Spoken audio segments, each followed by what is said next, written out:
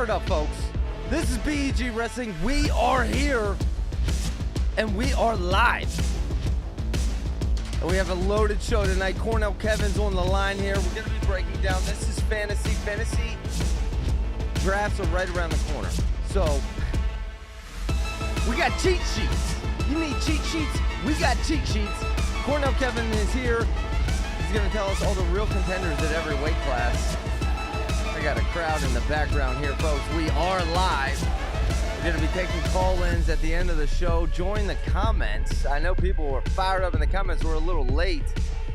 But unfortunately, I did not have time to line up any call-ins this week because our furnace went out in the house, Kevin. The furnace went out. Good time for that. The furnace went out in the house, folks. Sorry. I left the music up a little loud there for a little too long. But we're live. Join the comments. And we got the fantasy cheat sheets tonight. So, all the real contenders at every weight class. And Cornell Kevin is here. Look at him sipping on a Dr. Pepper over there. How you doing, Cornell Kevin? Zero sugar, man. It sucks, but, you know. Good, bro. How are you doing? Just shoveling my way through life right now in Rochester. You're getting a lot of snow up there, huh? Oh, dude. We had 2.5 feet last week, and now it's snowing again. It's just unbelievable. Never stops. Little guy loves it, man. He loves the sledding and stuff, but not me.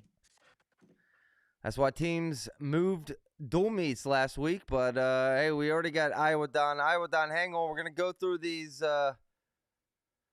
the real rankings, the real contenders at every weight class, along with maybe some of the sleepers that are not highly ranked right now. Kevin's going to that could potentially AA. Kevin's going to go through them every single weight class. We're going to go through them. How about maybe let's go to comments of the week before we go there, and then I'll go to Iowa Don real quick. But here are the comments of the week. First, Tyler says this guy needs a chance. I had a couple. There was quite a few great comments, Kevin. So I included quite a few this week. The first and foremost, though, Tyler says this guy needs to change his pants every time he talks about Shapiro. I think he's talking about you, Kevin. Obviously. He certainly ain't talking about you. No, another one, Todd mentions that overtime is a waste of time. Wish we would get rid of it.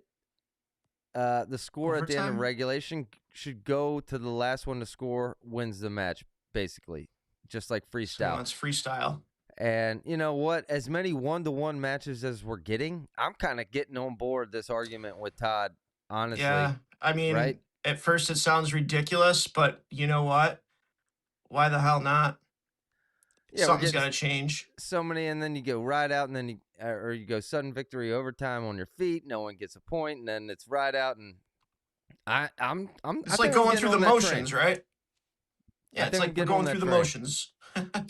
Another one I like to caption: Penn State vulnerable. They won 7 matches to 3, and 2 of them were riding points in that sudden victory overtime. Yet they are vulnerable. That's a comment towards our last episode. Yeah, it is. We're in the days that Penn State is so powerful that it does, maybe vulnerable isn't even the right word anymore. But another one, Gabe Arnold. This one from Bilbo Baggins. Gabe Arnold, those are tears of frustration. Been there, done that. And he's talking about Gabe Arnold's face after he lost to McAnally, and I'm on board with that too, man. I felt that pain in Gabe Arnold's face. I talked about it on Sunday when we went live, Kevin. Next one, Charlie's Angels. If you want to watch that Fishback match, he hurts his knee during the match. He looks at his coach, and you can tell he's hurt, not wanting to make excuses for him, but I think next time he takes that one.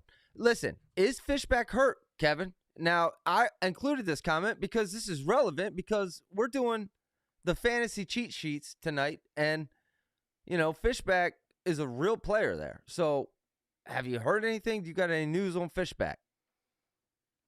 I haven't heard anything about Fishback at all. All right. Well, Charlie's Angels maybe call in later and check in on the show. But finally, it was BT basically saying, my dad always jokes, I'm just a truck driver. But we got to show some respect for these truck drivers. Not just a truck driver. Yeah. One of the most underappreciated jobs in the country as an FDA consultant. 90% of his clients are truck drivers. He loves them and shows a lot of appreciation for truck drivers. I agree, man. We're in the world where we feel like AI, is taking over, but maybe not so fast because there's a lot of real men, real people out in the world and real-time jobs that keep this country moving, Kevin. But I hear you typing over there, man. Before let's go to Iowa. Don, he's been calling in, and let's get him in here early before we go to the real contenders and start breaking down these cheat sheets, starting with 125. So here we go. Iowa Don in on the line, and we are live. So join the comments, and I'll try to keep up with them as best as possible because they're all relevant. Iowa Don, welcome to the show. How you doing, man? What do you got to say? Good. Thanks for having me back on. I appreciate it. I'm looking forward to your guys' show tonight. Wanted to give like a couple comments on just like as far as Iowa wise, like where I think the guys are going to land. If you don't mind, before. Go for it. So I think Drake Ayala, for obviously there's like a lot of things to be down about for Iowa the season as an overall team. I think Drake Ayala is back. I think he looked awesome versus Nebraska. Van D, I think, is like a very tough quality guy, and he really put it on him. And then this last week too, he looked great 2 weeks in a row. So I expect him to definitely All-American again. I think that he's back. I think he got that confidence back that he was lacking. I think he's definitely like a title contender. I'm not going to say that he's going to win it, but I think don't sleep on Drake Ayala. So well, hang on, Iowa Don, because we're going to find out here very shortly if Drake Ayala is a title contender at 133. Okay. But all right, no, I agree though. I do feel good about Drake Ayala. We're gonna roll here quick, but I'll give you another chance for another comment. Anything else you feeling out there? And then as far as up and down the lineup, I think Dean Peterson, as long as he's healthy, is going to do well in the postseason. I think he'll definitely All-American. I don't think he's going to win it. At 125, I think Lightning Luke looks like above the pack right now if he keeps it up.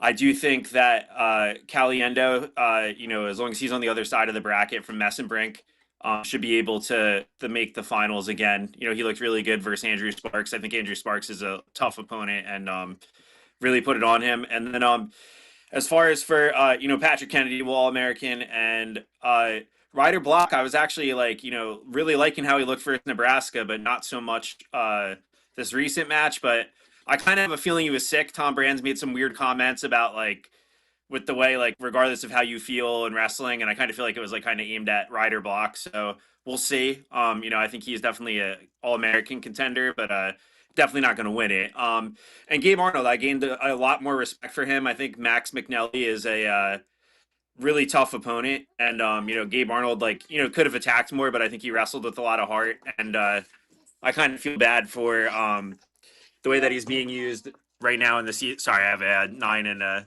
4-year-old in the back trying to get in.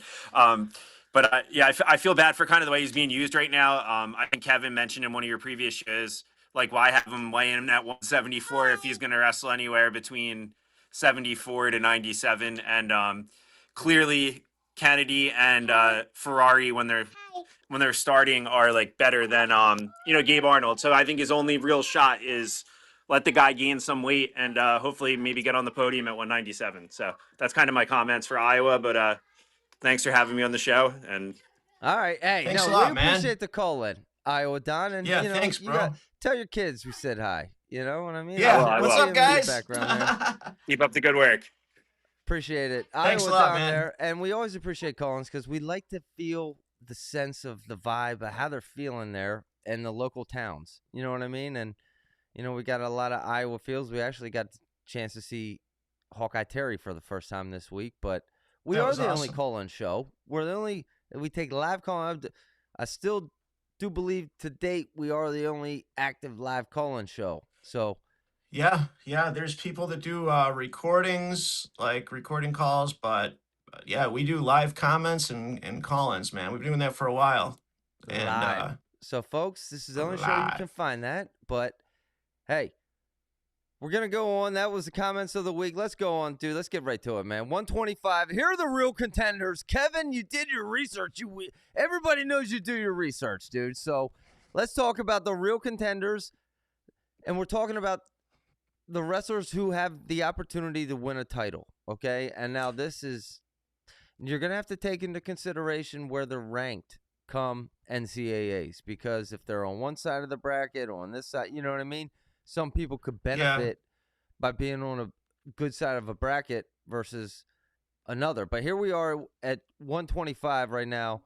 Right now, the sense in the room, what we're feeling, the only people with a real opportunity to win a championship at 125 are Luke Lilladal, Nick Bouzakis, and Vincent Robinson.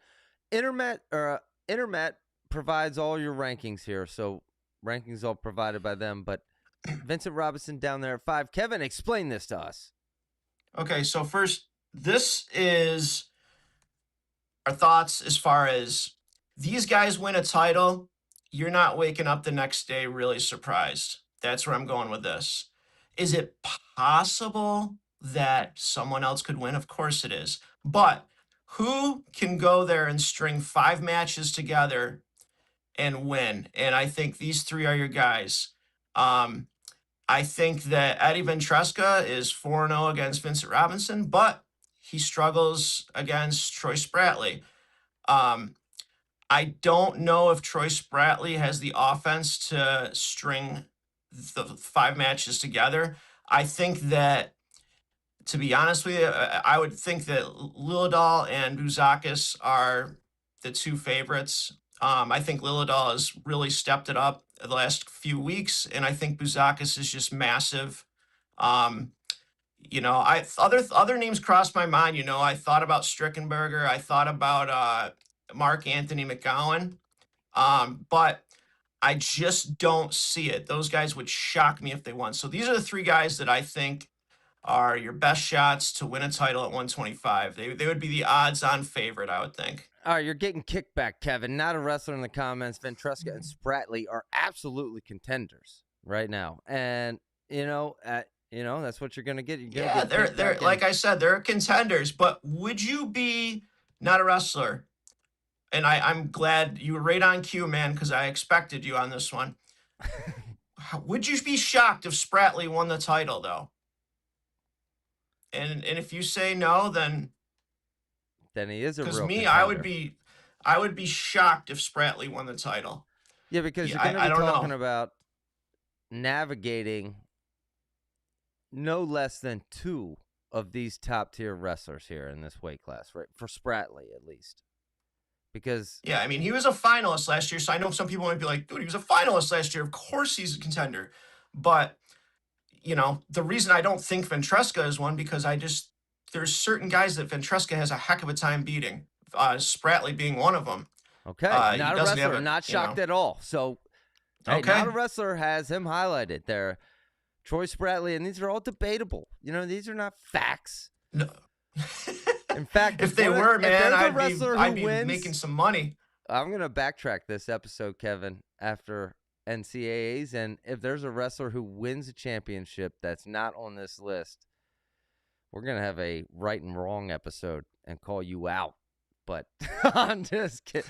I'm not kidding. But all right, there we go. So yeah, man, it's Spratley's lost to Dean Peterson and Vincent Robinson this year. He lost to Jet last year, Vince Robinson. We'll see. I just don't see it. I think he's gonna I think he'll place top 4, but we'll see. Okay, Kevin, let me ask you right now, what are your AAs here at 125? Because this is traditionally kind of a circus weight class, dude. You know what I mean? Like Braden Davis was ranked number 1 a couple years ago. Dayton AA, like wild stuff happens at 125 more. So yeah, man. I think that Steve O'Pollin was a 2-time blood rounder. Then last year he got 8th. He beat Peterson. I think he's going to be a blood rounder again. So I think he avoided being a 4-time blood rounder by beating Peterson in the blood round last year. I think your All-Americans are Buzakis, Lillidahl, Robinson, Spratley, Ventresca. I'll go Renteria, Seymour. Is that 8? Wow. I just I named did 8. not hear Strickenberger's name there, which is crazy because Strickenberger could easily knock off any of these guys, really. Yep. Yeah, so Lillidahl, Buzakis, I Ventresca, didn't hear Jor Robinson. Volk. No, I'm not going with Volk. Wow. Okay. Yeah, It there's still this is a weight little bit class. of I would season say when you're looking at the rankings, I'd say that you only have about 12 guys that can AA, in my opinion. 12 guys. Yeah. So out of this list of 13, who's the one guy out? Poland? I don't think Pullen is, yeah. I don't see him doing it. 8-6 on the season. And I know this might be crazy, but I don't see Volk doing it either. And that might be crazy, but that's just a gut feeling though. That's nothing on Strickenberger. We'll see, man. He has the potential, just like a lot of these guys, they have potential to beat anyone, but can they string the 5 matches together? Yeah. Yeah. Okay. That's 125. 125 is going to be fun. But it might not be as fun as 133. We're moving on 133, baby. The real title contenders. This Rankings is nuts. provided by Intermat, dude. And we got Lucas Bird, obviously, the defending champ. Ben DeVino out of Ohio State. Marcus Blaze, Penn State. Seidel out of nowhere at Virginia Tech. Then we got Drake Ayala. We had to add him to the list late. We added Drake Ayala back to the list late. And finally, obviously, Jax Forrest, who's only ranked 11th there, yet we all know what Jax Forrest can do. This is going to be a weight class that if you're drafting in fantasy, this is one of the last weight classes you take. Maybe the last weight class you take, right? So much parity. Yeah, I don't know. I honestly don't have a freaking clue who's gonna win. I know a lot of people are high on Kyler Larkin. I don't think he's quite there yet. The reason we put Drake back in is because ever since he lost to Fujit, he really has been completely different. I mean, he was right there with Blaze, and I think he's wrestling a lot better. I mean, it's crazy. He's 6-5, but Jax Forrest, what can you say, man? Jax Forrest 7-0 with 7 bonus wins. Ben DeVino 19-0 with 13 bonus wins. Marcus Blaze 16-0 with 14 bonus wins. I will tell you this right now. There's no way I think I put Lucas Bird there just because he's the defending champion, but I honestly don't think he's going to win. I just don't see it. He doesn't have the offense. All right. I mean, it's certainly going to be interesting. It's crazy how Lucas Bird is just completely, no one talks about Lucas Bird anymore. But do you picture him? Like, here's the thing, man. I No, watched him wrestle Brett Unger, right? For Cornell's now backup 33-pounder. 1-1 with 30 seconds left. Yes, he finds a way to win, but you can't play those games over and over and over again. Kevin hates the Larkins. Dude, I just want to say something. I don't, man. Caleb Larkin, I said hi to him he's one of the nicest kids, man, you'll ever meet. And he's got an awesome podcast. So no, I don't hate the Larkins. I just don't think Kyler is there yet. You know, I know he's 14-1. One loss was a medical forfeit, but I don't think he's there. I think Evan Frost gets a little shaky around NCAAs. Tyler Knox has lost too many by a lot this year. Van D is just too crazy. But man, we get to see Seidel and Forrest next week, right? Or in 2 weeks. That's going to be nuts. Blaze and DeVino and Bird are all in the Big Ten, and Ayala. And then you got Seidel will be ACC and Forrest will be Big 12. So it's going to be crazy, man. It's unbelievable that you got 1, 2, 3, 4 true freshmen in there. Yeah, and who was it I saw talking about this? Is the I think it was Ben Askren. Ben Askren talking about possibly the best freshman weight class of all time. Yeah, I don't man. think that's debatable. I took that challenge, man, and I tried to figure out if there'd been any weight class that had 5. And the closest I could come up with was Yanni's freshman year. His weight class at 141 had 4 freshmen. And then 4 freshmen and 3 sophomores and a senior. But dude, no one. I definitely think that Davino, Blaze, Larkin, Seidel, will all American. Larkin, absolutely. This is going to be one of the funnest weight classes. In the comments, Forrest hasn't wrestled a top 5 opponent yet. So come March is when we're going to see him facing like Seidel. Yeah, we mentioned that at a Jones Point. But yeah, listen, it's a shame that Frost was sick, man. I got to say this about Jax Forrest. I just love the way that kid wrestles. It is like uber offense, right? Like, dude, he just throws.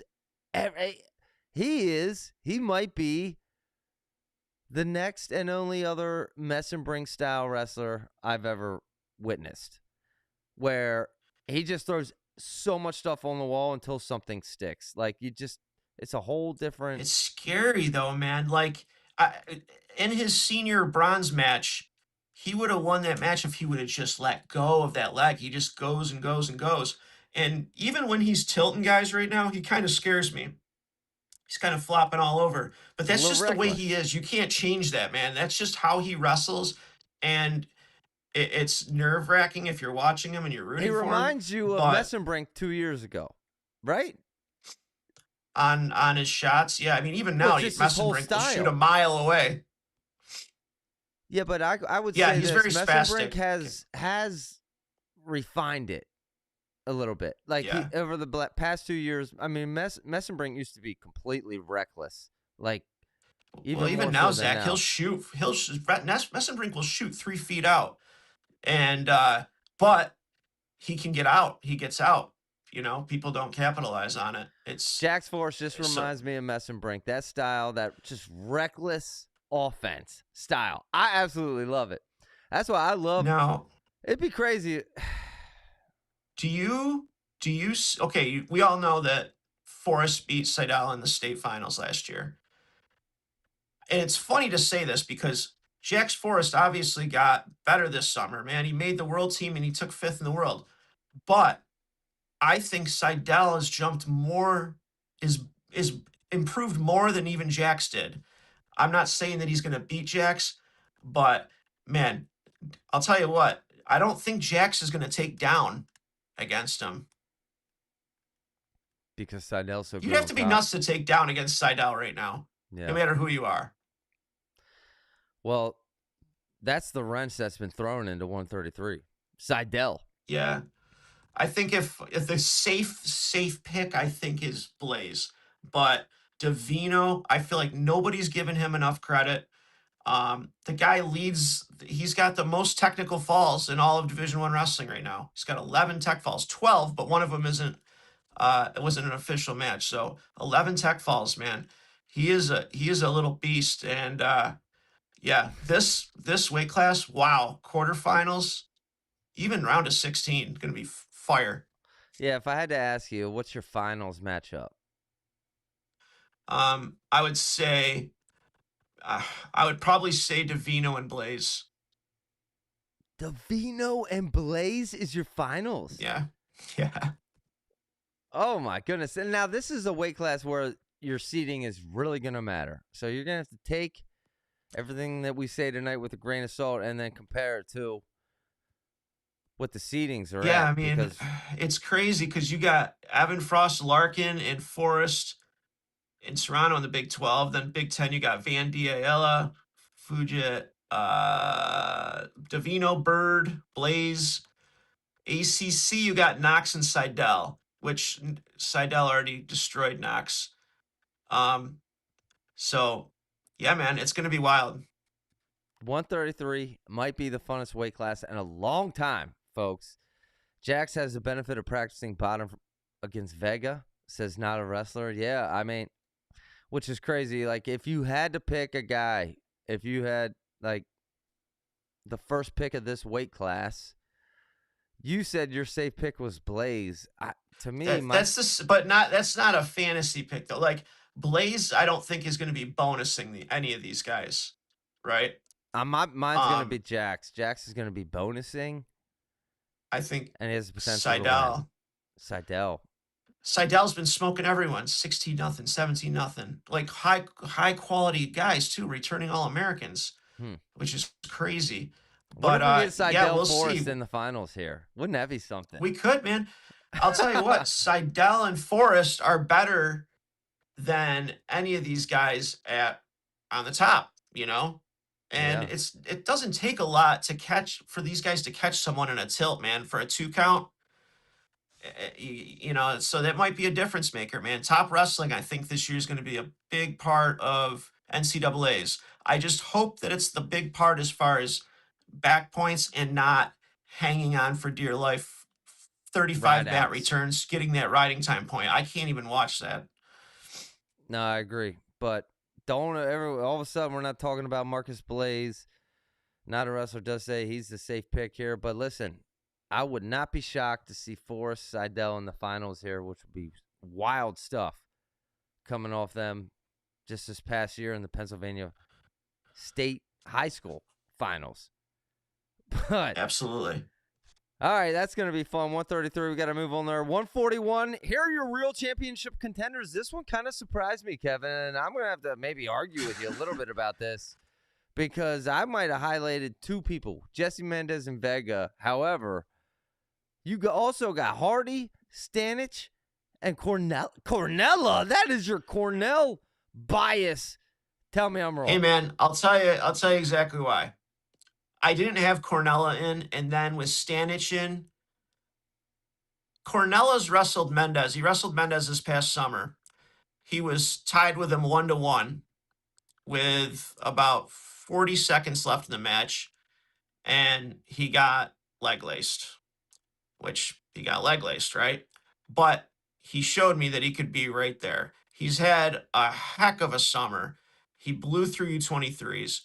He's got 1 loss this year, and it's right at the end to Stanich. I've watched all his matches this year. He's very good on top. He's very difficult to take down, and I think that he can compete. Now, out of all these guys, if I'm ordering them, the ones that are highlighted, he's my last pick. Brock Hardy was up 5-0 in the NCAA finals last year. Now, if Brock Hardy gets matched up against Vega, party's over. But if he doesn't, he's on the other side. You can't tell me he doesn't have a chance because he wrestles Mendez so damn tough except for the last time. He wrestles Mendez. He has a history of wrestling Mendez really tough, you know, which I'll give him a mulligan on that last one. But, I mean, how many times have we seen him and Mendez wrestle really tight matches? I couldn't say that he has no chance. Luke Stanich is a world champion, and something I've seen out of him this year that I didn't see out of previous years is he's actually teching people, and he's actually having more of an offense. Luke Stanich has one of the best defenses in the NCAA, and this is a guy that beat Bo Bassett 3 times this past spring and summer. So he absolutely, in my mind, is a contender. But Jesse is the heavy favorite. But the first question I asked myself after the Oklahoma State-Iowa State duel is, can Mendez take down Vega? And if so, how does he do it? That is going to be the question. And that is why I only actually had Mendez, Vega, and Stanich here. That was my 3. Hardy and Cornella up in the air. Clint in there in the comments for Wrestle Madness, which, by the way, go sign up for Wrestle Madness for any of these big dual meets. It's been awesome lately. They've been putting up so many meets. And you've been doing well, Kevin. You've been doing well in them. I know that, but they say you got red-colored glasses for Cornella and Cornell. Hey, man, if Stanich is a contender, Cornella led that whole match. 10 seconds left. He gave up the takedown. He lost by a point. Yeah, but why? And that's his only loss this year. It's because he's got to win 2 of those kind of. He would have to beat a Stanich and then a Mendez. Like Mendez to me is it's going to be tough, but I want to see Vega Mendez is what I want to see in this. And I know that Vega's obviously gotten a lot better, but Vega was in the Cornell room a lot, and I saw how those Cornella knows him really well. But yeah, Mendez is the heavy favorite. Mendez and Vega, if they're not in the final, I'm surprised. Just make sure they're on opposite sides of the bracket. We move on 149. It's a short list of real contenders here. You got Van Ness and Jackson Joy, even though maybe Van Ness has shown some vulnerability this year. Maybe so, maybe not. But Jackson Joy is a real contender, and I know you want to talk about him. I went and watched him this past weekend with my dad, and my dad was just like, man, he's like, I know you talk about Shapiro, but this other guy is just, he goes, he's so damn tall, which he is, man. He's got to be 6'1". He is a super nice kid, so humble. They interviewed him on Flow, and it's just, you can't really get much emotion out of him. He's just a really good kid. And when he goes on top, he just goes to work, man. It does not, he's not wondering what to do. When he gets on top, it's just boom, boom, boom. Figure four in the leg, cross face, arm bar. He teched both his guys, and he's 19-0 on the year. He's got 8 techs, 2 pins, and 6 majors. Last year, on his gray shirt year, he was 29-1 with an 87% bonus rate. So he's tough, man. He's got a really fast single leg, and Shane Van Ness, I know people are picking at him. My personal thought is, yeah, we're picking at him, but meanwhile, he gets taken down, then he texts the guy, or he gets taken down and he majors the guy. He's still Shane Van Ness. He's still the favorite. But if I'm him, I don't want to get taken down by Joy, because this kid is something else on top, man. He's ferocious on top. Maybe And that it was length funny on because, top leads to some difficulties for Van Ness. In addition yeah, to it did last year when he wrestled Ridge Lovett. When he wrestled Ridge Lovett, he had a heck of a time with Ridge Lovett because of the length. And Joy, he has very low emotion, man. He doesn't get too excited about anything. He doesn't get too up, too down.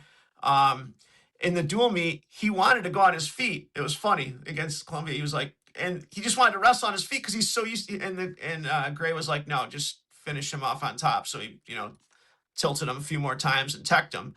But yeah, man, he's having a heck of a freshman season, 19-0. Van Ness, I think it's going to be a very interesting matchup. The other guys in this bracket, I just see a lot of inconsistency. I'm not going to totally rule out Coy Biskins yet. I think that he just had one off match against Colin Gage. I'm interested to see what happens in the ACC conference tournament if those two wrestle again. Because Colin Gage is tough. Like I said last time, that was Jackson Joy's toughest match at CKLV. His first match against Gage was 5-1. That was his closest match of the whole tournament. He's been on fire. Carter Young, I just can't see it after I watched him against Van Ness. I don't know how. That was just ridiculous. It was like he was. Remember we made the Adam posts in the room. Yep. That was crazy. Tyus is really tough, and I know this is kind of funny coming from a Cornell fan that only wrestle in the Ivy, but does he wrestle enough good competition throughout the year to be ready for it? He's got a good win over Swiderski, a good win over. What is that school? SUI Edwards. It's like it's very small, but What he country does is have a win that over out of? Swiderski. He does have a win over Swiderski, and he does have a win over Styles this year, but both were early on. I don't know. You know what? I hope he AAs. It would be incredible for that school to come up with an AA. Caden Cassidy is also undefeated, but the thing I don't like about him, well, he lost one match to Cornell's Ethan Fernandez, but he wasn't certified at the time, so it didn't count. One thing I don't like about him, I noticed, is anytime a tough guy comes there, he doesn't wrestle the dual meet. Even like a so-so guy like 30th ranked from Lockhaven this past week, he didn't wrestle the duel against him. So Gotta love that. Joy wrestled Cassidy last year, and he beat him 11-1. I just think that watch out for Colin Gage. I'm just curious. You know what? I'm willing to add whoever wins the Coy Biskins Colin Gage ACC match. I'm willing to add them to that to those two. Oh, no, you're so wrong, Kevin. Here's my first lock it up weight class, folks.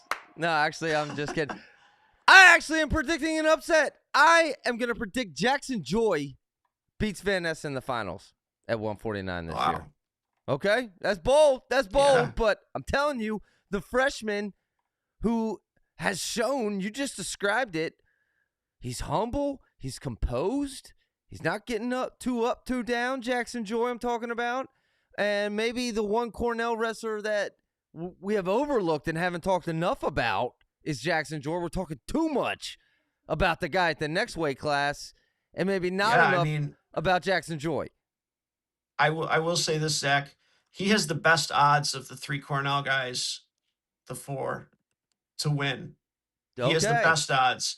Yeah. I do think so. And man, if he can pull that off, I will say this, couple quick points here. Swiderski's looking a lot better. And Zargo has been knocking off some dudes, which is exciting for him. But yeah, I think Joy Van Ness, and I'll say the winner of Biskins Guy, I keep saying Guy, in the finals at ACCs. Those three, I think, are your contenders. Okay. What's the best wrestler by the way, Joy has faced? Austin says Van Ness is going to tech him. Who is the best wrestler Joy has faced? Yeah. Joy has more ranked wins than anybody at the weight. Joy has pinned. Bang! He's pinned Styles in the first. Oh, how you like that, Kevin Poor? How you like that, baby? He teched Larkin in the first period. He pinned Rivera, who's top 10. He pinned who else does he have here? He's got a ton of top 10. He's got more wins than anybody, more ranked wins than anybody when I did the undefeated chart. Okay. So yeah, man, I don't know who. He's a dog. And plus, he's still got to wrestle. Biskins at the in a dual meet. He's got to wrestle Cross Wazlewski in the dual meet. He's still got some tough matches left, but man, he's beat Colin Guy. He beat him 5-1. He beat David Evans. He beat Caleb Rathjen. He beat Casey Swiderski. My goodness. Line him up and knock him down. Colin's just the guy after he faced him. That's what I'm talking about, dude. Hey, listen, folks, 149, probably one of those weight class if you have a fantasy wrestling draft that you want to take early. Because it's really 1 or 2. I'm predicting an upset. People in the comments saying Van Ness is going to wear him down, possibly tech him. Kevin Van has heavy hands. He's got heavy hands. But, all right, we got to move on. Tech him. Here's another fun one, really? Baby. 157. This is going to be a 9 or 10 pick in your fantasy draft, folks, because we are loaded. We don't have a clue. But Kevin does have a clue because there's only a handful here who actually have a chance at actually winning a real championship. That means navigating the NCAAs, winning not 1 but 2 extremely difficult matches here. Here's the list. Brandon Cannon, Shapiro, Taylor, PJ Duke, Larkin, and Robideau. I said last week this weight class could shake up, and it certainly did, Kevin. Tell us about what you saw. Uh-oh. Kevin is currently, you got some technical difficulties, Kevin? You still here? I don't know, man. All of a sudden, yeah, you're here, man. I'm fired up 157, dude. Tell us about your contenders, the only wrestlers that have a real chance. So this weight class, I know we got like 4 or 5 highlighted in other weights, but this weight, I really do believe that any of these highlighted wrestlers can win. You name one of them, I'm not surprised. The other weights, there are, I highlighted them, but I'd still be a little surprised if some of them won, like 141, for instance. But Brandon Cannon is, before he got injured, I hope he's not injured badly. Man, he was just on a roll. He is so good on his feet, and he's one of the best offensive wrestlers at the weight. Antrell Taylor is just getting it done every single match. It might not be the most exciting way. he might have to win 4 2-1 tiebreakers in a row, but he's the defending champ. You got to respect that. PJ This Duke. is one where seeding's gonna matter. Oh, absolutely, man. And you know what's funny is Shapiro might even pop up at number 1 because he doesn't really have anybody left to wrestle, really. Is that He's so? got Jude Swisher twice, which he was a blood runner last year, but he's teched him twice. So, So Shapiro's going to finish the not a year wrestler. undefeated, arguably number 1, because if Brandon Cannon does not because wrestle because the the remainder Big of the Ten's season, gonna beat up Rabadou. And Waters will be. I like Rabadou over Waters all day long on that. Zurban, he's still a little injured, but you want to talk about Zach? Has there ever been a conference that is going to have a more exciting quarterfinal than oh yeah, the Big Ten 157-pound quarterfinals? I guarantee you, there's never been a quarterfinal in a weight class at a conference tournament that's going to be better than that. Willie was going over his seeds where he thinks guys are now, and he had Williams at the seventh seed, who? which is crazy. Who? Jordan Williams from Iowa. He had him at the Jordan 7th Williams. seed. Okay. Jordan well, Williams, Iowa. Yeah. He had him at the No, I 7th know, seed. but wow. Okay, irrelevant. I mean, that's because crazy. He don't have a chance. I'm sorry. That's No, coming but this from is an a Iowa fan. quarterfinal. Oh, Jordan yeah. Williams, he didn't lose to Duke by much either. He's up and down though. But anyway, look, you got in the Big Ten, you got Cannon, Antrell Taylor, PJ Duke. Then you got Cannon Webster, Cam Canterbone, Williams. Yeah. Oh, Charlie Millard, man. Charlie Millard can beat anybody. I don't think he can string that many matches together, but man, Charlie Millard. Who wants to wrestle Charlie Millard at NCAA's this year? Yeah, and you don't even see him included on the top 13 internet rankings there. But I have to ask you, Kevin, even though Caleb Larkin, lost to Shapiro this week, I have the feeling that you feel even higher about Larkin after that match, even though he lost. Yeah, I was unfair to him. He is huge at 157.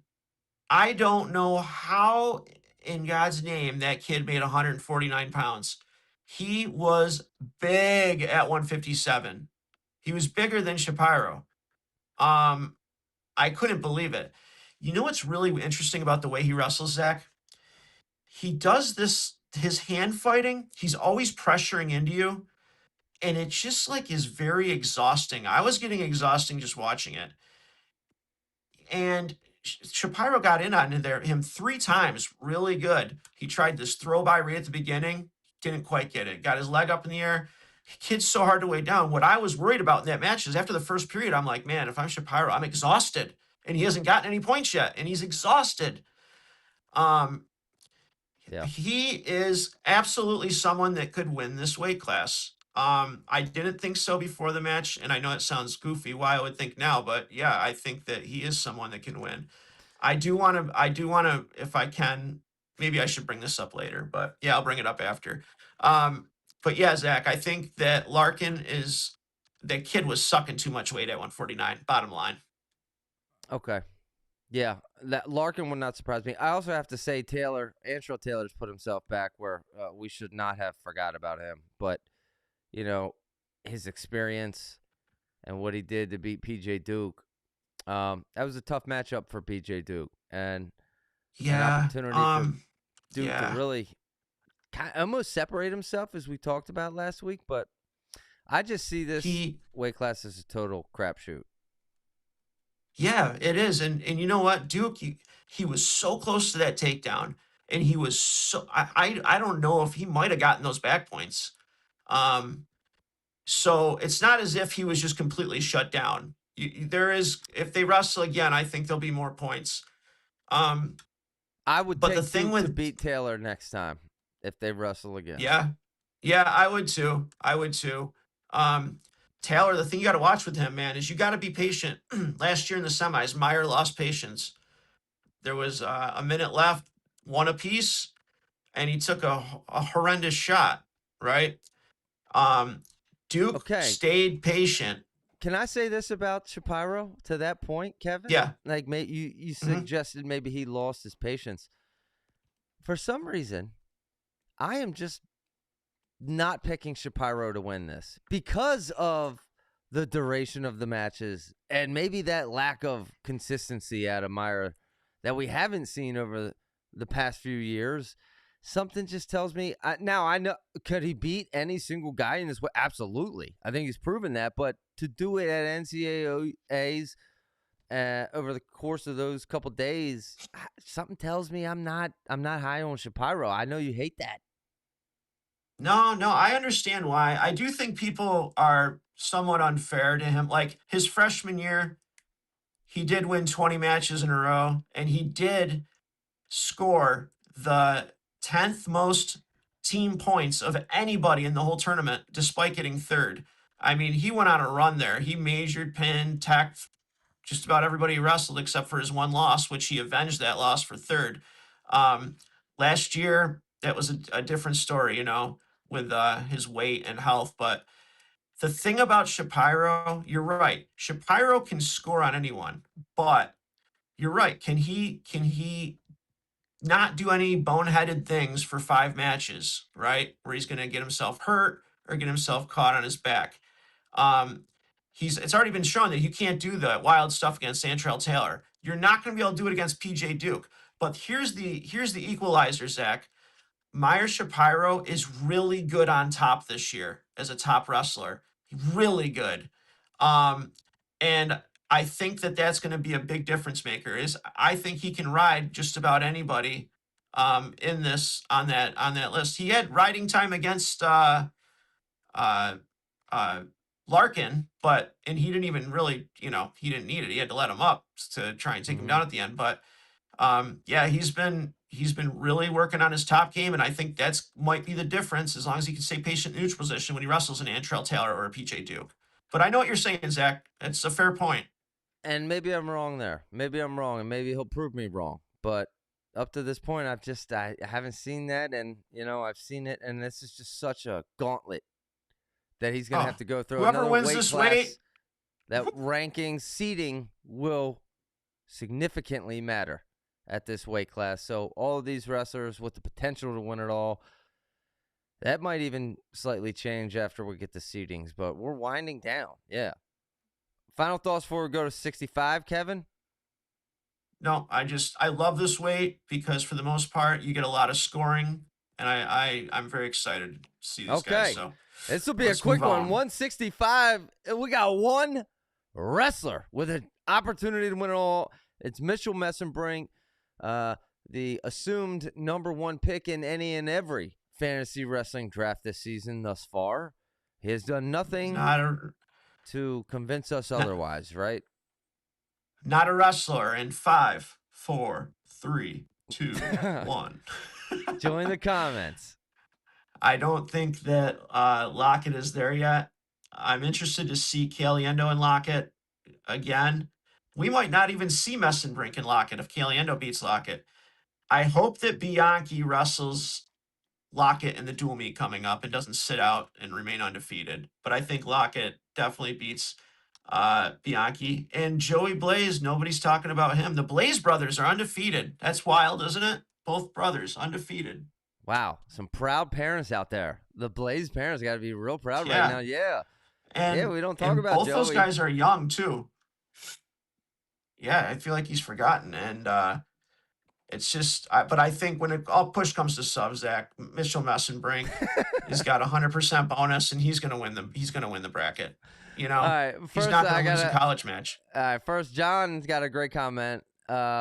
Should do a drawing. Anyone who makes a super chat name gets put into a pot for a drawing, and the winner gets a spot into a BEG Fantasy NCAA Wrestling Tourney.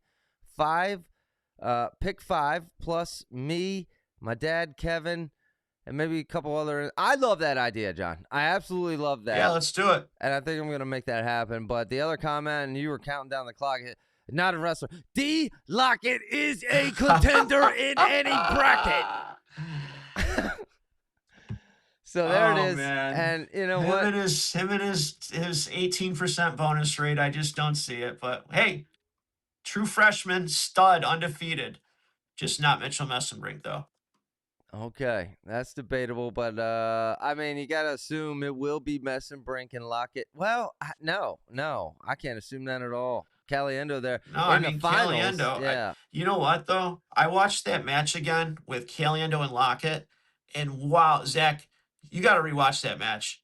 That was unbelievable. The stuff Okay. that Lockett was doing in that match, and even Caliendo. It's if you guys don't remember the match, watch that match again at National Duels. It's one of the best matches I've seen this year. All right, I am gonna have to rewatch that. And right on cue, Cowboy Brian, you know, our contact out of Oklahoma State there in the comments. Lockett is hands down ready. If you still say no, you're just hating. You're just hating when Caliendo goes down against. You're gonna accept he's the best in the weight. All right, here we go, dude. People get fired up. What would Messenbrink do to Downey? He was this close with Downey.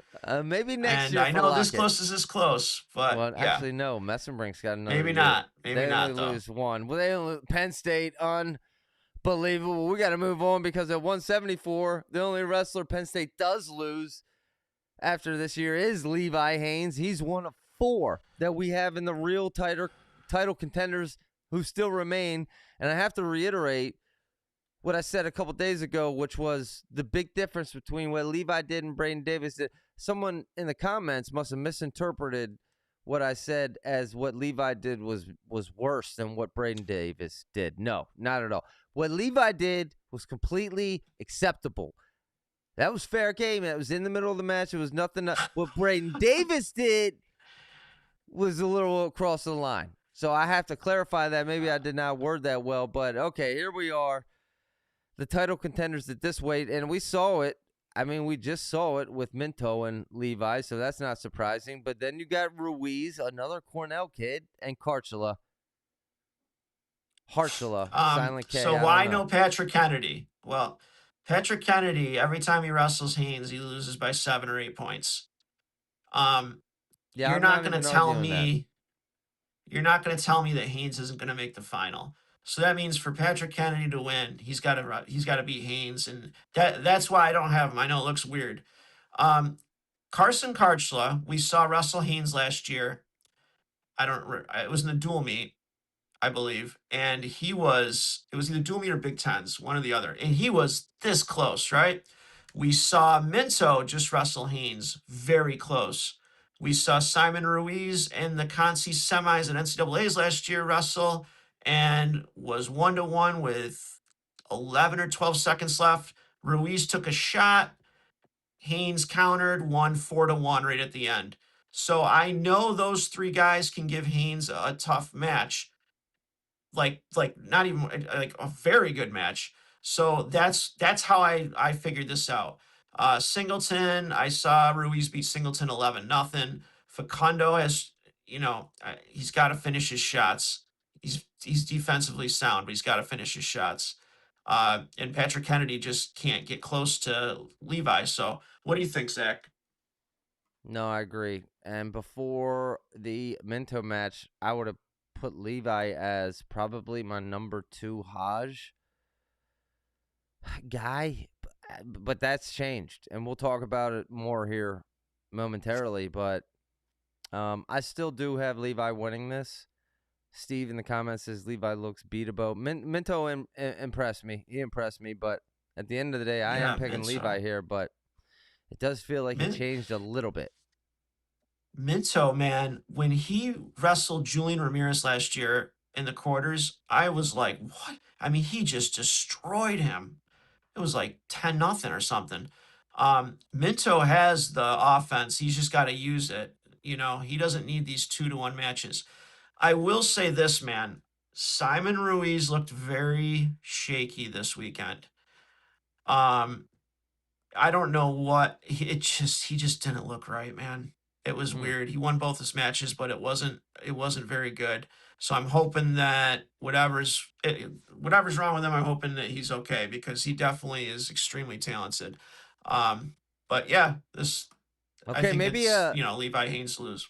maybe the opposite end of the spectrum here, a wrestler that's a top rank that could potentially not AA, coming from Cornell Kevin Ruiz, not looking great, but maybe a Hold wrestler. on, Maybe a Are you wrestler. putting words in my mouth, dude? No, I'm Are you saying just maybe. saying I said he can't? He might not AA. Get out of here, Zach. How about a wrestler not in the top 8 who could? I like the Montanona, bro. Yeah, down man. there. Yeah, he's got the ability to pin just about anyone. Let's see here. You also got I mean, this is Jared Sima down there. Cam Steed, man, what? I don't know what's going on with him. Last year, there was a point where he was just looking real good. I haven't really been paying a whole lot of attention to him this year. How about Lockett, throw away the key, Danny Wask will AA. Just guaranteeing that right now. The Navy kid with he could. Oh, who's their coach? Who my brother's named after wrong. Kerry Collette. Kerry Collette. That's Kerry right. Collette. Yeah. What a great coach, dude. Danny Wask will AA. Throw away the key on that lock. All right, any final thoughts here? 174. We got to move on. Nope. Boom. Got to move on to 4-1 SV. Here's a fun one. 184. And here are your contenders. I think 4-1 SV pounds. 4-1 SV. I think the only name that surprised me a little bit here was James Conway. Yeah. Kevin, tell us. Let me explain. Okay. Conway has a great offense. And if none of these other guys are going to shoot, I'm just giving him a chance. He won CKLV. He did beat Brock Montanona 5-0. So he showed that he can have defense too. The kid is such a hardworking guy on and off the mat. I'm never going to just completely take him out. It would be surprising if he was able to string matches together with these guys, but he doesn't have to beat all these guys. Probably has to beat 2 of them. Who is this? I don't know what the deal is. It was his 3rd match of the year. He lost to Jackson Smith, who's no longer Jackson Smith was undefeated, but outside the All-Star match, and then he's injured. He's taking a med shirt. That was early on in the year. Now he's not going to have any tough opponents up until NCAAs. But he's got the offense, so I'm not going to rule him out. And he'll shoot no matter what. For better or for worse, James Conway is going to shoot. You're not going to find a 4-1 SV match with James Conway. He might shoot and get crumbled by some of these guys because he's shooting so much. But he is going to shoot, and I'm going to give him a shot. That's going to be a nice change to watch there at this weight class. It certainly is, man. It certainly is. Todd in the comments says James Conway is going to freight train all of these guys, dude. I would love it. I mean, because you mentioned the offense, and yeah, we don't see that. I earlier said, maybe Rocco Welsh has separated himself because he has shown some offense. Yeah, man. I think Rocco's the favorite. Aiden Sinclair, I love watching him wrestle. I think when it comes to these guys, though, these top guys, I think he waits to get his counter. Max McAnally we saw what he did. He just has to know that he's the man. If he goes in there knowing he's the man, he's going to be the man. And we don't know what Angelo's situation is. But, yeah, Rocco Welsh, he's really been pouring it on. It's like he decided, you know what? I can take this if I shoot. And he is shooting. So, we'll see, man. Him in the butt and was like, dude, you're going to shoot. You're a Penn State wrestler now, Rocco. You're going to shoot. We shoot here in Penn State. And, but this is a weight class where, wow, like, would I be shocked to see McAnally win this? Absolutely not. No, and you could get him in a fantasy draft potentially as like a 4th rounder. Like, that is insane because I want to say 9 months ago, McAnally was your favorite at this weight class. Now Ferrari's injured. We don't know nothing about Ferrari. We're not going to hear anything about it. No. Sinclair, I mean, you could Yeah. argue, you could really make a case for any of those top 4 guys, and you made your case for Conway. Yeah, man. I mean, there's 4 guys there that have 1 loss. You know, Sinclair lost to Ferrari. McAnally lost to Sinclair. Ferrari lost to Welsh. Conway lost to Jackson Smith. That's it, man. You know, and we'll see. And then Rocco's undefeated. I think that's those out of those guys, and I think, and I would put Brock in there, but the Conway 5-0 match, I thought he beat him pretty soundly there. So okay, that makes sense. Justification there. All right. Okay. Well, we're gonna move on because that's a weight class you're gonna want to take in the later rounds, folks, and we're gonna move on to one of probably your top 2 picks because 197, baby. Josh Barr is the only title contender you have on the board. I mean, we saw Elam did not look that great this past week. The only case I might be able to make Rademacher, or am I even crazy there, Kevin? nobody's going to beat Josh Barr this year. I hate to say it, but that's just the way it is. He's just, no one's going to beat him. How about him and your Hodge? Because this is only the second weight class where there's just been a clear number 1. Messenbrink and now Barr.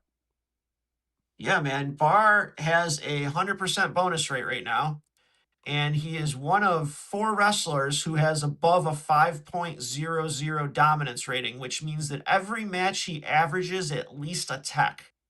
Okay, so he's 13-0 with a 100% bonus rate. He's got 4 pins, 6 techs, 3 majors.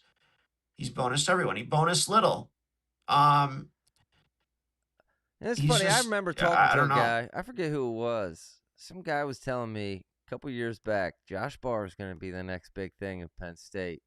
And now here he is. And, I mean, you could really make the case that he should be the number 1 overall pick in the fantasy wrestling draft, right? Because, I mean, Messenbrink, there's some unknowns there. Maybe there's like no unknowns. Yeah. At 197.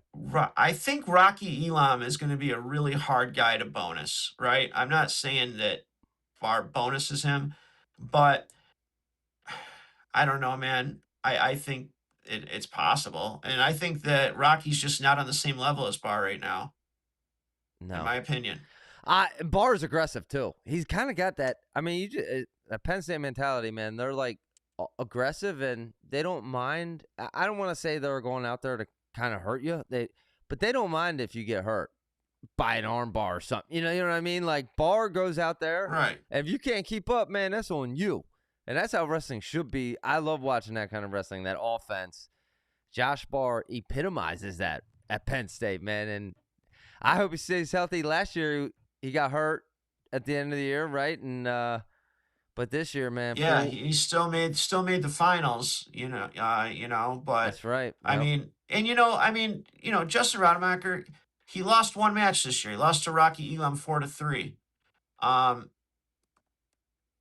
He could give Barr a tough match. I just don't see anybody beating Barr, though. I just don't. Now I'm kind of with you on that, but not a wrestler. I'm getting tired of hearing about PSU's inflated bonus stats. They wrestled nothing but cupcakes and Panera bread. I mean, all right, okay. We're gonna find out, though. We're gonna find out. Penn State's got they got Ohio State. Is that this week? It's on the 13th. 13th. 10 days away, folks. But we'll wrap this up. 285. This one may be another little bit of a shocker, Kevin. You have 2 only real title contenders, Bastida and Trumbull. Feldman, Ferrari, Gadiali, Nathan Taylor, Amos, Keeter. None of them make the list. No, man. No way, Keeter. As far as Gadiali, I think he just has Feldman's number. Okay, I still don't look at him as like top notch. Nathan Taylor, man, has just not looked great. He had trouble with Cornell's 285 pounder, and which I don't understand. They're actually their 3rd string 285 pounder. AJ Ferrari doesn't have enough offense to win this, man. I just think that Trumbull and Bastida can take him down. and I just don't. And plus, Ferrari's lost twice to Feldman, so Yeah, depending don't on run where he into gets put in the Feldman. bracket. No, I'm with you, man, on Ferrari. I just have not seen enough offense to win this weight class. Yeah, so I think that Trumbull and Bastida, I think it's those two guys. I mean, Trumbull, dude, is a beast. I mean, he was in the Olympic trial finals against Snyder when we went there. I mean, this guy's been solid for a while, and he's rolling people up right now, and um I don't see anybody beating him except for maybe Bastida. So who you He picking already in that beat finals? Feldman this year. I'm gonna go Bastida.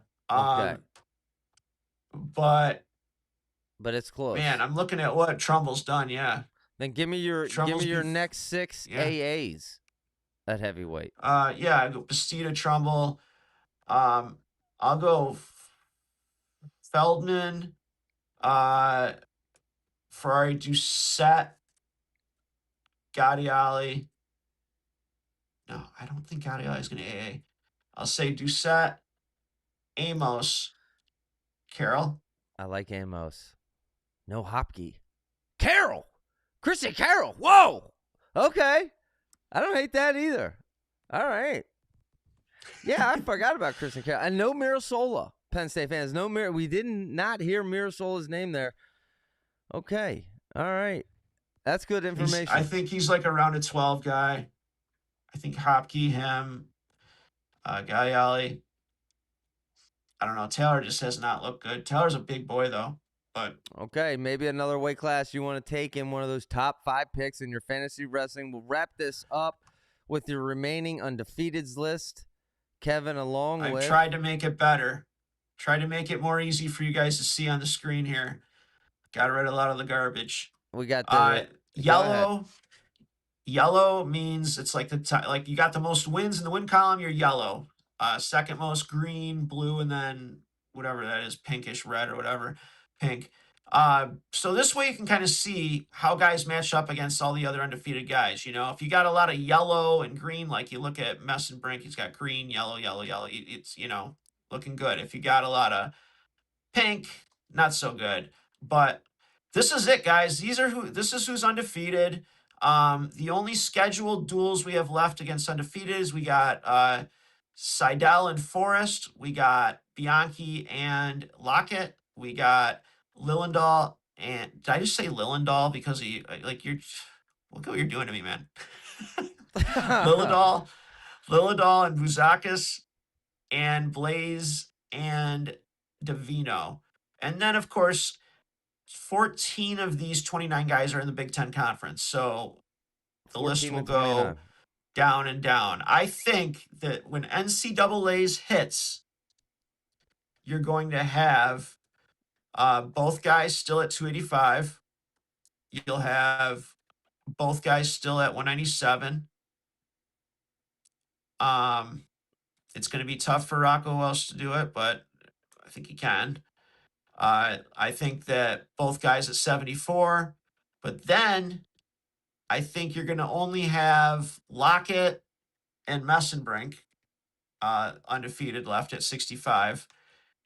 57, I think Shapiro might be the only undefeated guy left, depending on how bad. I don't know if Cannon can win healthy, but he can. I just don't think he's going to be totally healthy. 149, I think it's probably going to be all 4 of those guys just because of the conferences that they're in. They're all in different conferences. 41, Vega will be undefeated, and Stanich and Mendez. Oliveri will not win Big Tens. 133, looking at that, you're going to have, I'd say, man, I wouldn't be surprised if Davino beat Blaze, then Blaze beat Davino or something like that, where they split on the duel in the conference. And then I'd think that Bird will lose to one of them in the conferences. So it might just be Seidel. Oh, it might just be either whoever wins the Forrest Seidel match might be the only undefeated guy coming to NCAAs if they wrestle each other in the duel because they're in different conferences. So yeah, it might just be one of those two. And then up top, I think that Buzakis and Lillidahl, I think that they'll split. So it just might be Sheldon Seymour, which he shouldn't be undefeated anyway, in my opinion, but because of that going match. But Another yeah, Lehigh so kid. I think so. You're looking at 1, 2, 3, 4, 5, 6, 7, 8, 9, 10, 11, 12, 13, 14, 15, 16. So still looking at like we might have 18 undefeated guys come NCAAs. That's a lot. That's right around the corner. Now, there's some teams that don't have a Yeah. lot between now and then, but I know, like, if you're Iowa's got some meat left on the bone between now and NCAAs or Big Tens. So there's still some Absolutely, man. opportunity left to make some moves here, but yeah, Lockett's got to wrestle Bianchi and Caliendo just in duels.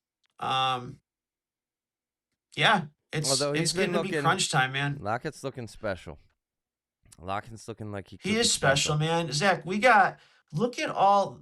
There's 7, is it? I have to look at the other chart. There's 1, 2, 3, 4, 5, 6, 7 freshmen that are undefeated still, and 5 of them are true freshmen. 5 true freshmen are undefeated. That has to be a record. That has to be a record. It's crazy, and I know Larry a couple of them, came in later, but wow. Larry in the comment, Penn State will have more finalists than the Big 12. Book it. Is that true? Probably. I mean, Penn State might have. Who will not make the finals from Penn State? You absolutely know. Yeah, I mean, actually, is 141, and 285, right? That's not just. This is not going to happen. Okay, can you tell me that any of the other weights, it's impossible for them to make the final? The other 8, they can't do it. Nope. Now, it's going to take a lot for all of them to do it, but I don't think they'll have 8 guys in the finals. I think that they'll probably have 6, maybe, which would be a lot. But how many do you think? They could also have 3. You know what I mean? Like, yeah, that's what I mean. Like it is crazy how quickly and how vastly you change at least, like, man, the perception of PJ Duke before he lost to Taylor. And it's crazy because he could have got that takedown call, and then you would still have this feeling of invincibility about PJ Duke. But now at 157, it's just now I'm along the lines of, like, PJ Duke's not going to win it because he's got to navigate not only maybe Antrell Taylor again, but then another wrestler of that caliber, and then maybe another wrestler of that caliber. Like, now I like Antrell Taylor just because his experience at that weight class. Am I crazy? A lot of it's going to depend on the officiating. Are they going to let Taylor? Is someone going to nail him on stalling? You know what I mean? But I will say this: PJ Duke, I felt like he was waiting for the crowd boos to turn into another stalling call. And that official wasn't going to decide the match with a stalling call. You could hear him in his mic saying that. Yeah. He was like, I could hit both guys for stalling now. But I felt like PJ Duke was, if these boos get loud enough, the official's going to call a stall call, and that's how I'm going to win. PJ Duke, I've watched this kid since he was 12 years old. I've watched every one of his matches, and I'll tell you a couple things about PJ Duke.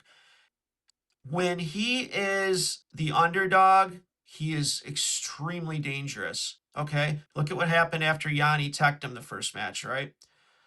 But I think he's been carrying a lot of weight on his shoulders. The kid hasn't lost a match since he was in 8th grade up until We've Taylor. been hyping him up. He's undefeated. Everyone's like, oh, is he going to do the 4-time? And he can say that he wasn't thinking about that, but he was thinking about that. Yeah. I think that Big Tens, I think, is going to be a scary PJ Duke. But I've also seen him tighten up too. So I'm wondering, how is he going to be in the NCAAs? I think Big Tens, he's just going to let it rip. He's not undefeated anymore. It's not NCAAs.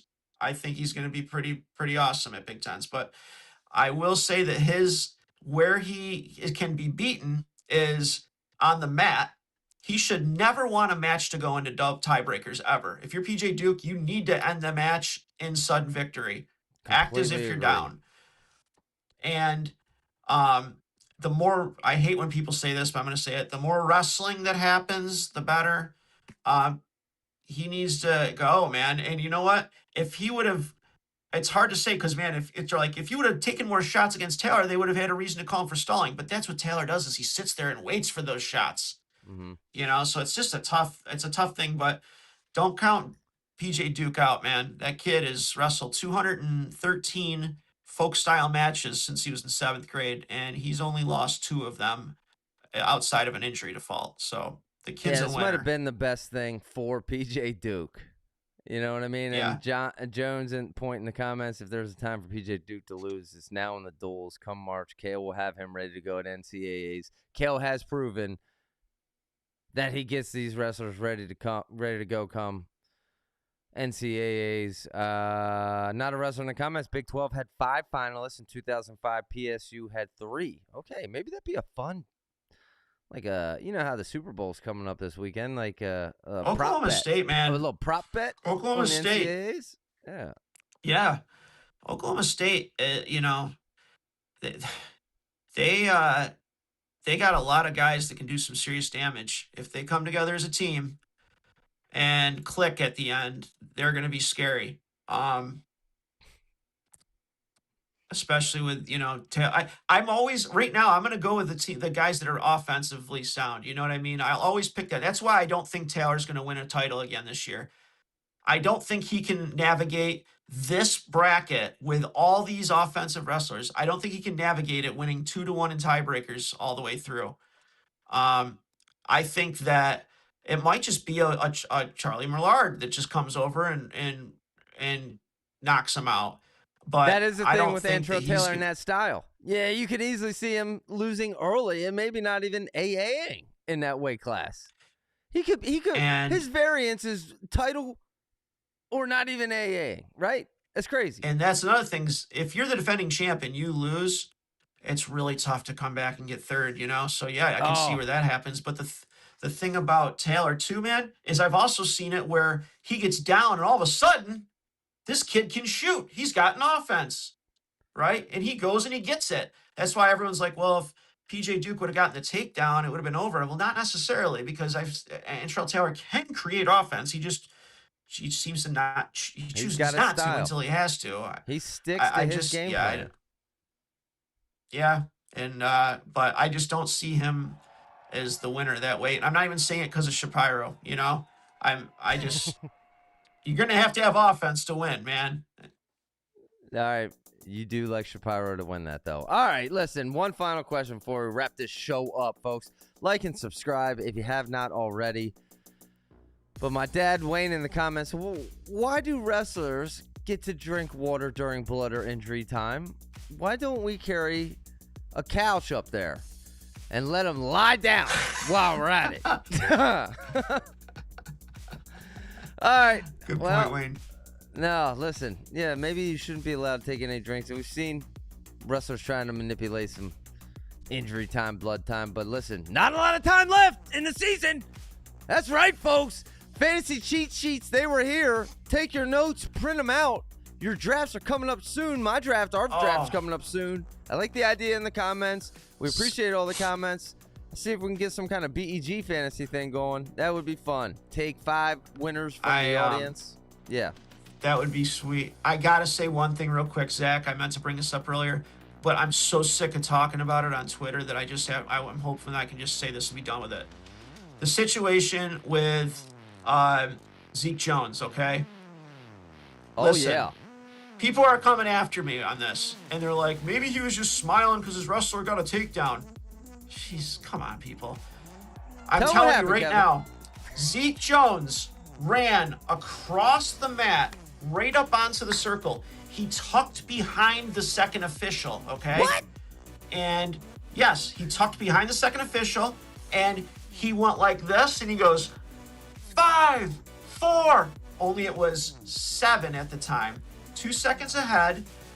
If you're wrestling and you're not in on the plan, you're going to think it's the second official counting down to the first official, because you're not standing there while a guy's got your legs staring, oh, who's doing that? Mm-hmm.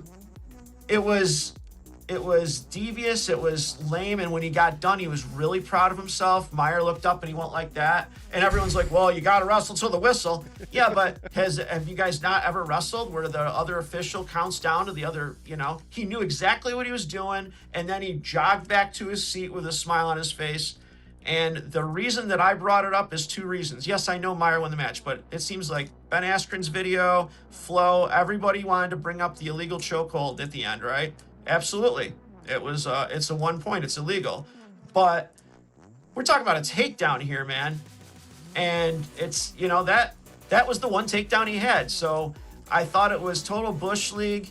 And I don't think it was funny. I thought it was real crappy, and I wanted to bring that up, man. If he went behind the official, he knew exactly what he was doing. So you're that's saying it. That's all I got to say about it. Bad call for savvy call. The more significant one would have been in Meyer's favor more so anyway. But yeah, some call it slimy, others call it savvy. I don't know. And Zeke Jones out there. You got to know, you know what I mean? It's like a NFL linebacker yelling out when the quarterback's trying to yell his cadence. It was crappy, and I didn't like how I love Ben Askren, love him. I didn't like how in his video he was just like totally discrediting everything Meyer did. Everyone's like, well, if he didn't roll at the end, he wouldn't have been put on his back. Well, he did roll, and Meyer put him on his back. And then he's like, if he would have gotten the escape, it would have been tied. It's like, well, hold on. Or no, he would have had the lead. It's like, no, Meyer had riding time locked up, so it would have been 5-5. Or they're saying, if you put 17 seconds back on the clock, nothing would have happened. He had one takedown the whole match, and they had Bush League crap. Meyer had 3 times the amount of attacks than him, so don't tell me that he's going to take Meyer down all of a sudden in the last 17 seconds. I just didn't like how everyone was angling it as, and like it wasn't a win. It was a great match by both wrestlers, and Meyer beat him, and that's it. And Larkin is tough as hell. Nothing about Meyer Shapiro, folks. He was there. He saw it with his own eyes. Someone's got to stick up for the guy. He's a title contender at 157. Tonight it was the fantasy cheat sheets. Kevin, thanks for all your work, man. Zach. And folks, like and subscribe. We'll be back Thursday night live. And Gettysburg's wrestling tonight, so I got to go check in on my Gettysburg High School wrestling. Good luck to Gettysburg. Let's go win. Avenge that loss from earlier in the season. And thanks again, folks. We'll see you soon. Thanks for watching, everyone.